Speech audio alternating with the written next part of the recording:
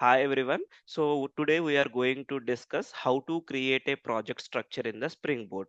So మనం project స్ట్రక్చర్లో ఎటువంటి ప్యాకేజెస్ క్రియేట్ చేస్తాం. ఇది బేస్ ప్యాకేజ్ అంటారండి కామ్ డాట్ జేఈ. మేబీ షార్ట్కట్లో జావా ఎక్స్ప్రెస్ అని రాశాను నేను.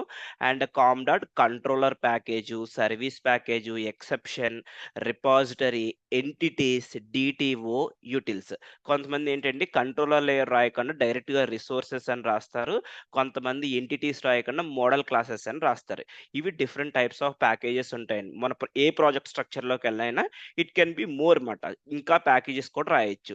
నార్మల్‌గా కోడ్ ఆపరేషన్స్ రాసినప్పుడు మామూలుగా ఈ 5 ప్యాకేజెస్ యూజ్ చేసేవాడిని మనం. Com dot Java express, controller logics, model classes, repository package, service layer. మరి ఎక్సెప్షన్ హ్యాండ్లింగ్ చేస్తే ఎక్సెప్షన్ హ్యాండ్లింగ్ ప్యాకేజ్ కూడా రాసుకోవచ్చండి. సో రియల్ టైమ్‌లో ఇటువంటి